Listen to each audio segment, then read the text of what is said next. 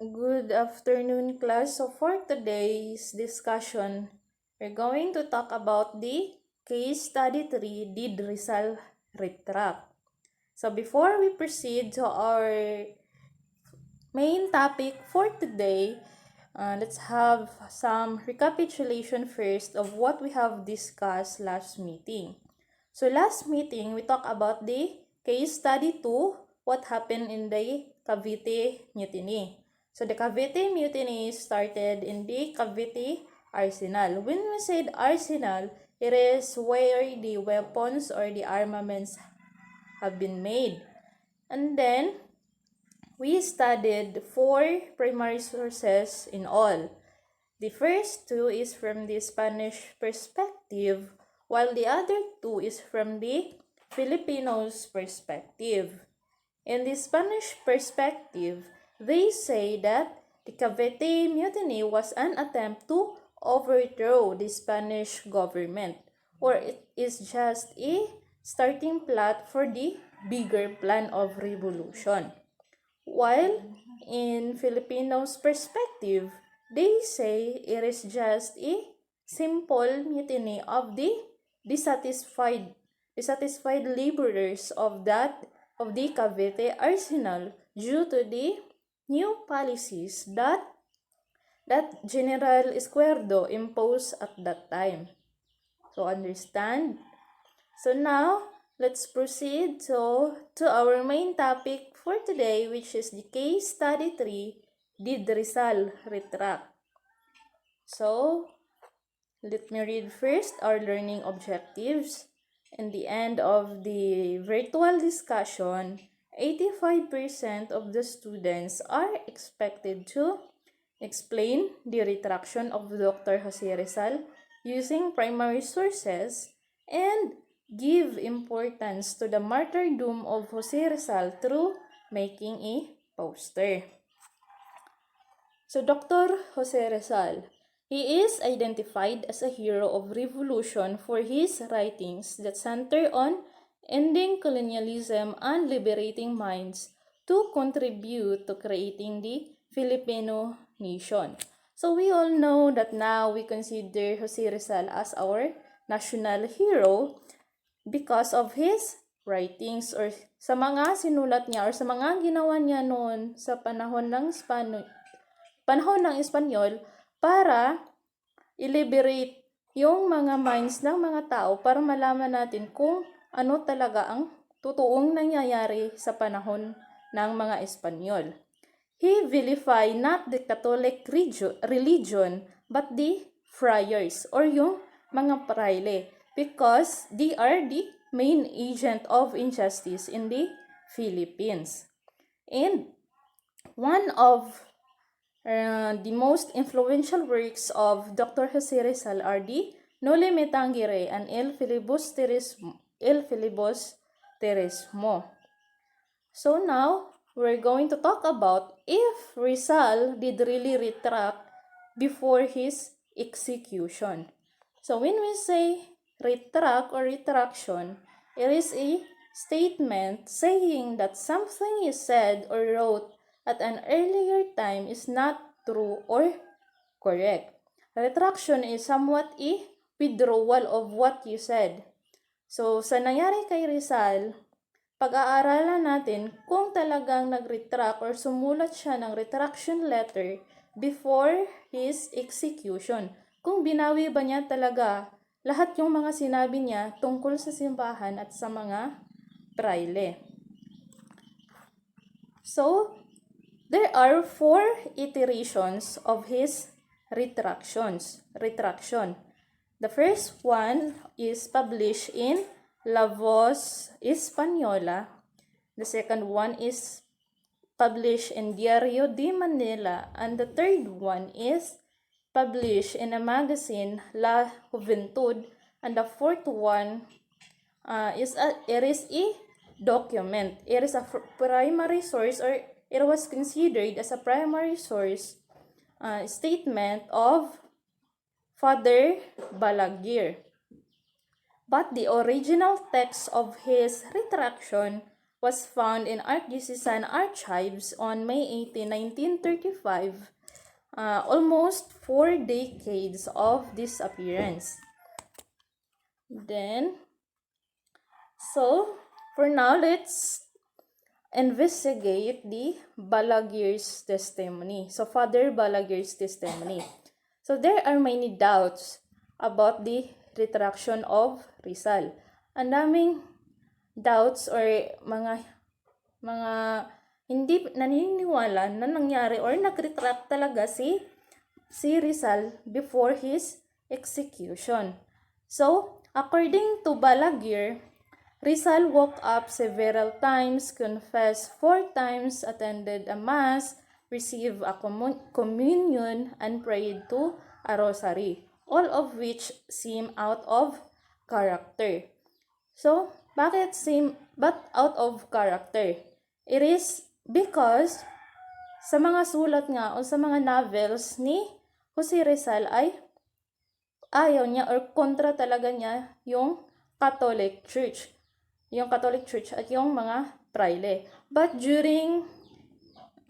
nung nasa dapitan na siya, when he was exiled in dapitan before his execution, he attended a mass, received a communion, and prayed to a rosary, which is really out of the character of Rizal. And then, another eyewitness account of surfaced in 2016 through the research of Professor Rene R. Escalante. In his research document of Cuerpo de Vigilancia, included a report on the last hours of Rizal written by Federico Moreno. So, let me read to you the actual primary source. So, at 7:50 yesterday morning, Jose Rizal entered the death row accompanied by his council, Senior Taviel de Andrade and the Jesuit priest Villa Clara. At the urgings of former and moments after entering, he was served a light breakfast. At approximately 9, the assistant of Plaza, Senior Maure, asked Rizal if he wanted anything. He replied that at the moment he only wanted a prayer book, which was brought to him shortly by Father March. Senior Andrade left the death row at 10 and Rizal spoke for a long while with the Jesuit fathers, March and Villa Clara, regarding religious matters, it seems. It appears that these two presented him with a prepared retraction of his life and deeds that he refused to sign. They argued about the matter until 12:30 when Rizal ate some poached egg and a little chicken. Afterwards, he asked to leave to write and wrote for a long time by himself. At 3 in the afternoon, Father March entered the chapel and Rizal handed him what he had written. Immediately, the chief of the firing squad, Senior Del Fresno, and the assistant of the plaza, Senior Maure, were informed. They entered the death row and together with Rizal signed a document that the accused has written. At 5 this morning, at the 30th, the lover of Rizal arrived at the prison, dressed in a mourning. Only the former entered the chapel, followed by the military chaplain whose name I cannot ascertain. Donning his formal clothes and aided by a soldier of the artillery, the nuptials of Rizal and the woman who had been his lover were performed at the point of death. After embracing him, she left, flooded with tears. So that was the actual account or the actual testimony of the Cuerpo de Vigilancia. So, as what from we heard, his account is very detailed, from the name of the visitors, the name of the fathers or the priest who visited him, and the time they visited is present. And then, it was written in this testimony that at first Dr. Jose Rizal refused to sign the retraction paper that the priest gave to him. But in the end, he signed the retraction paper. So, and in the end also, we hear that Rizal and his lover has a nuptial or ikinasal sila before pinatay si Rizal. So, as from what I've known, the name of Rizal's lover is Josephine Bracken. So, the two testimonies, they corroborate and nagpapakita talaga na nagkaroon ng retraction si Rizal. Dahil yung dalawang testimony mismo ay nagpapakita na mayroong retraction paper talaga si Rizal. But here in the testimony of Cuerpo de Vigilancia, it is very detailed to the point that they name the visitors, the priest, and the time they visited. So for me, Rizal's retraction doesn't matter. It is because the nationalism of the Filipinos is still solidified, even let's say that Rizal really retract. So, what is the connection of Rizal and the Katipunan? So, La Liga Filipina, one of the members of La Liga Filipina is Andres Bonifacio. And Katipuneros shows a great appreciation to Rizal's work. Rizal is against in starting a revolution and suggests to prevent a spilling of Filipinos' blood as long as possible. Though, hindi talaga actually naging miyembro si Dr. Jose Rizal sa KKK dahil nga sa nangyari na he was being exiled to Dapitan. But Andres Bonifacio is a member of the La Liga Filipina, and the Katipuneros, they look up to Rizal's work. They appreciate Rizal's work. And then, actually, Bonifacio visited also Rizal, and then he told Rizal to start a revolution. But Rizal is disagreed to the idea that they will start a revolution because ayaw ni Rizal na magkaroon ng revolution na alam naman natin ay nadihado ang mga Pilipino. So instead, Rizal suggested to prevent the spilling of Filipinos' blood. So, naintindihan ba class yung retraction ni Rizal? So, some sort of review in the two testimonies, nagpapakita sila na nagkaroon ng retraction si Rizal. But the first testimony or the Balaguer's testimony, it is not detailed enough because it just states that Rizal is out of character because he attended a mass or he prayed to a rosary, but it didn't have enough detail for us to understand. While the Cuerpo de Vigilancia testimony is very detailed. It even say that Rizal refused to retract, but in the end, he write a retraction paper. And then,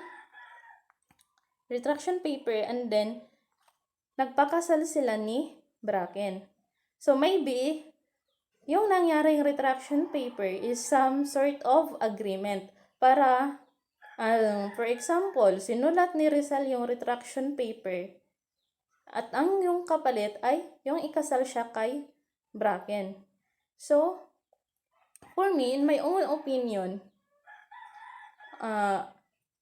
nag-retract man si Rizal o wala ay hindi siya importante. Kung nag-retract man talaga si Rizal ay it was some sort of gift to himself or gift sa kanyang sarili before siya mamatay, or pinagbigyan niya lang yung sarili niyang gusto before siya mamatay na ikasal kay Praken. Kasi all of his life ay ginugol niya to educate himself, to travel around the world to educate himself para magkaroon siya ng mga aral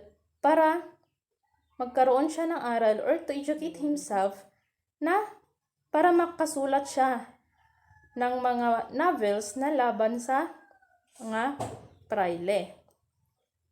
So, naintindihan ba, class?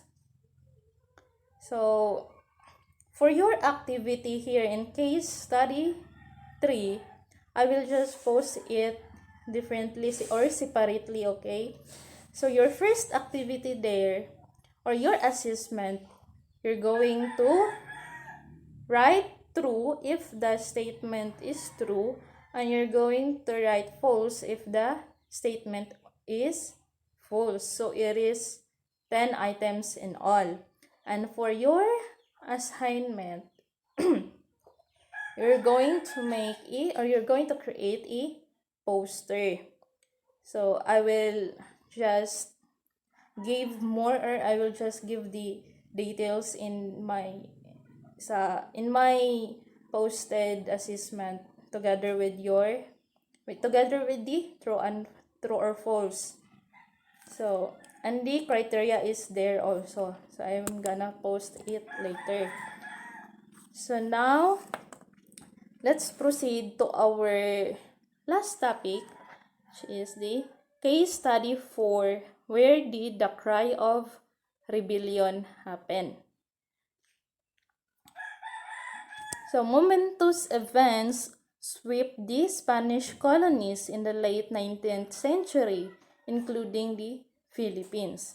Journalists of the time referred to the phrase El Grito de Rebelión or Cry of Rebellion to mark the start of these revolutionary events, identifying the places where it happened. So in the late 19th century, the Spanish colonies started to fought or to rebel against the Spanish government, and it is called by the journalist as cry of rebellion, or sa atin tawag ng rebellion. So in the Philippines, this happened on August 1896, northeast of Manila, where they declared a rebellion against the Spanish colonial government. So, where did it really happen? Is it in Balintawak or in Pugadlawin? Actually, there are many primary sources or many accounts na nagsasabi kung saan talaga nangyari yung cry of rebellion.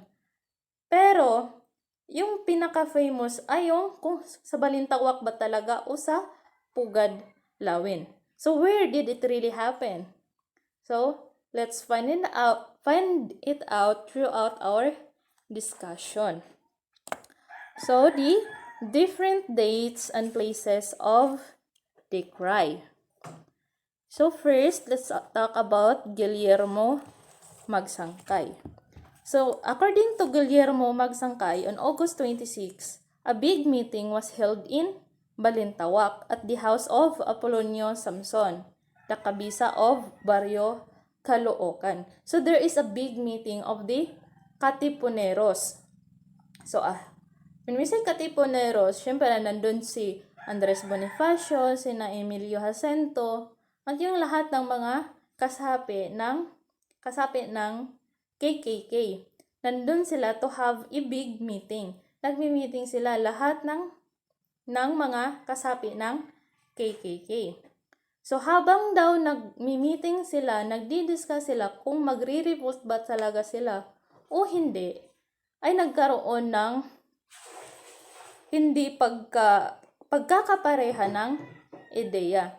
At dahil daw sa takot ni Andres Bonifacio na hindi maituloy yung kanilang balak na rebellion, ay lumabas si Andres Bonifacio doon sa bahay dahil sa labas doon nag-aantay yung ibang mga kasapi ng KKK. Kasi yung nagmi-meeting ay yung mga leader or the higher ups of the KKK. So, Bonifacio go out of the house and then he convinced the other members waiting outside na dapat talaga daw magkaroon sila ng rebellion. Dahil pag hindi, ay sila yung papatayin ng mga Espanyol. Kasi nga, the Spanish already discovered that the KKK exist or yung KKK ay nag-exist para or sila yung mga grupo na laban sa mga Espanyol. Ay nalaman na ng mga Espanyol na mayroon talagang KKK. Kaya nga, kinumbinse ni Andres Bonifacio yung mga members na nag-aantay sa labas na kailangan talaga na magkaroon na sila ng rebellion. At nag-agree yung mga members at sinigaw nila na revolt at sabay punit doon sa sidula. Kasi pag sinabi natin cry of rebellion, yung pinaka-highlight moment doon ay yung pagpunit ng sidula. Kasi yung sidula, yun yung palaging binibitbit ng mga Pilipino sa panahon ng Espanyol dahil yun yung kung sa panahon natin ngayon, yun ay yung parang ID. Yun yung binabayaran nila yun kasi pag wala yun ay parang what do you call that? Parang sinasabi na sila isang rebelde pag wala silang sidula. Kaya nga dun ayon kay Magsangkay, nung paglabas ni Bonifacio at kinumbinse niya yung mga miyembro nung nakonbense na yung mga miyembro ay pinunit nila yung sidula at sabay sigaw na revolt. And then, ayon naman kay Pio Valenzuela ay nangyari yung Cry of Rebellion, August 23, 1896. Nung nag-meeting din sila doon din ay nag-meeting sila sa nag-meeting sila sa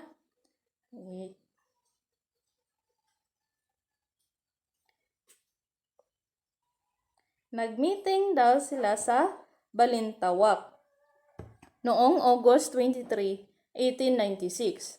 And then, di ba sinabi ni Magsangkay ay yung sinigaw ng mga miyembro pagkatapos nilang punitin yung sidula ay revolt. Kay Valenzuela naman ay yung sinabi daw noon pagkatapos punitin yung sidula ay long live the Philippines.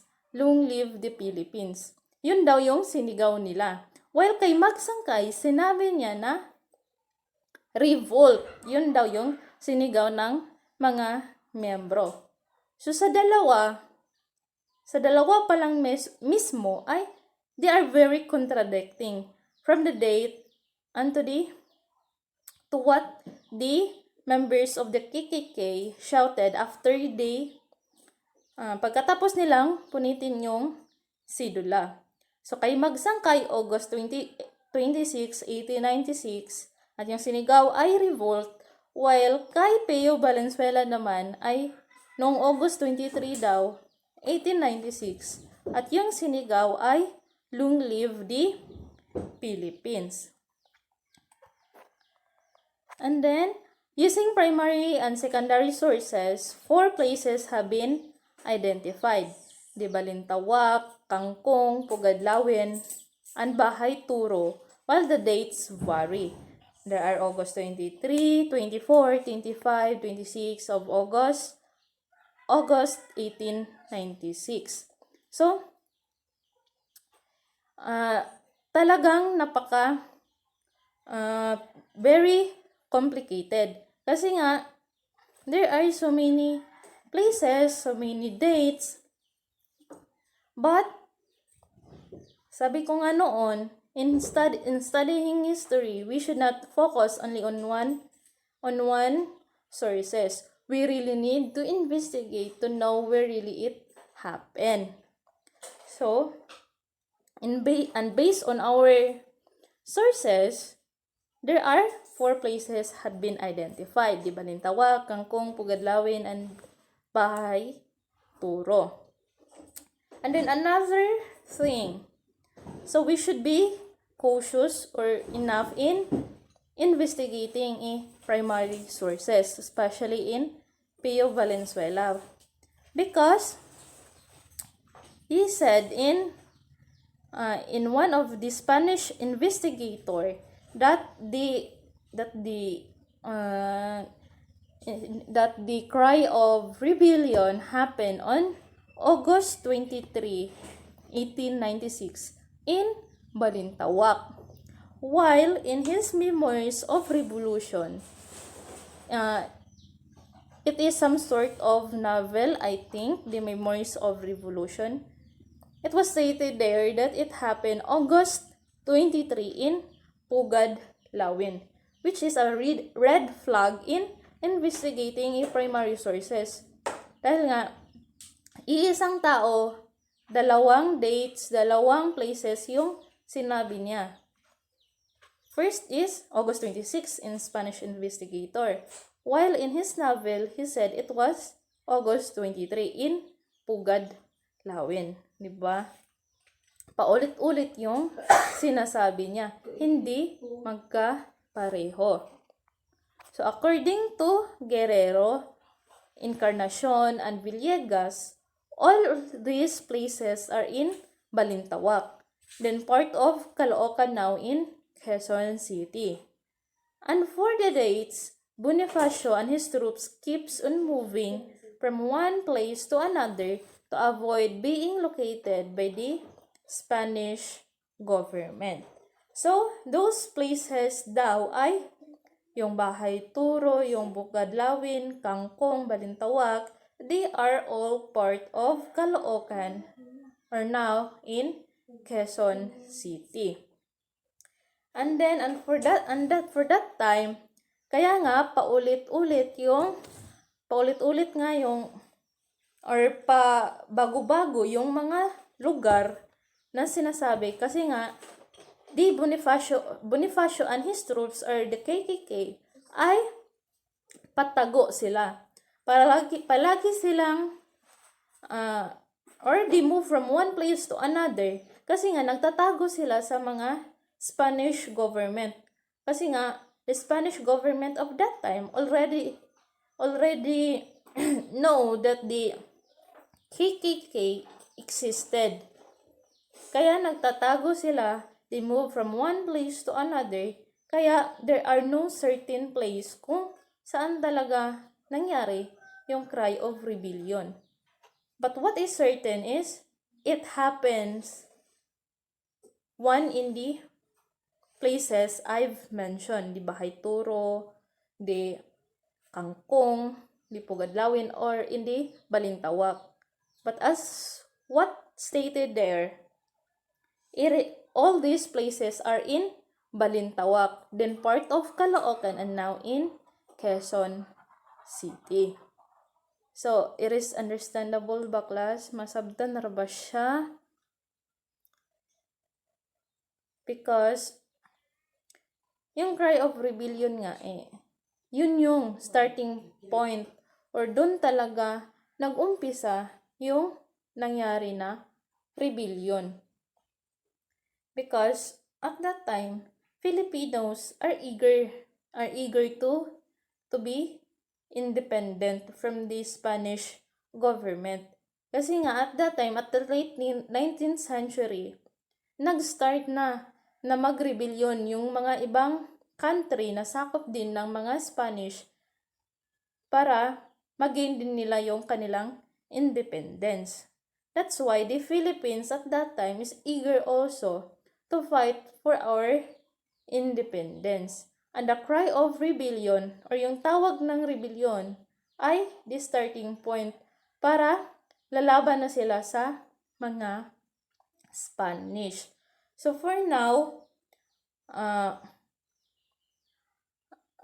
yung cry of rebellion ay we celebrated it every August 26, right?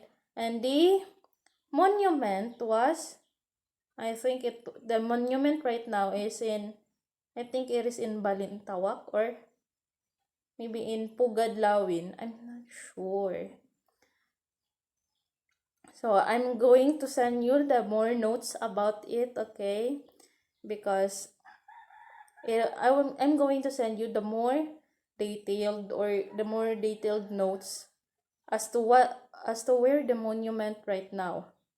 So if you have more questions or libog na may kalibugan, you can chat me because maybe na I have so many informations that I skip or akong nakalimtan og istorya kung na may mga pangutana, so you can chat me, you can ask me directly or through PM. So as for your activity here in case study 4, your assessment or your activity, it is 10 items in all also. You write true if the statement is false. You write false if the statement is true. That is for your activity. And as to your assignment, you're going to compose a song about the importance of the cry of rebellion. You're going to compose maybe not too long but not too short also. And after composing the song, you're going to present it through a video. And the criteria are, so sa criteria, i-appeal na lang po na itong akong i-send din yung appeal nga notes ug sa assignments. And then, so, di ba, daghan na kayong activity for today because four tanan yung ipasanay. First, in the case study 3, the true or false also, the poster. And here in case study 4, true or false, 10 items. And then for your assignment is composing and presenting a song. So sa song, you can write a 1 minute work song, 1 minute or 2 minutes, maximum na ang 2 minutes. And for the deadline,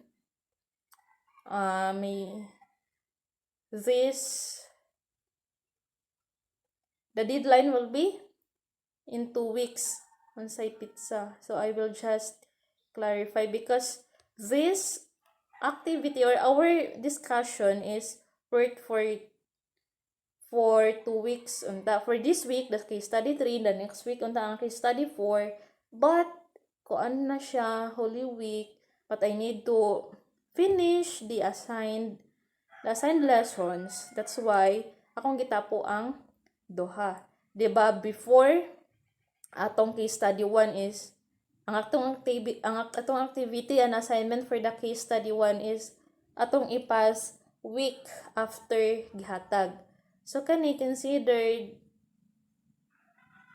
after, atong deadline na is after the Holy Week.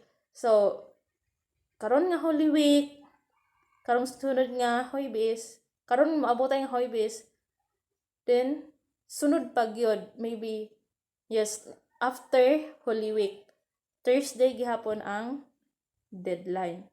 So, maybe maora man siguro to class kung may mga more pangutana about sa lessons, you can ask me or na may ikatag nga more information, you can give it to me I didn't have enough time to study or to research more about our topic for today. Obvious man siguro because As you know, bita last meeting, gihilandan bita ko, and then, di pa ko baguhay na ulian, kay balik-balik kung hilanat. So, I hope you understand. So, mao naman siguro to. Thank you, class. Have a good day.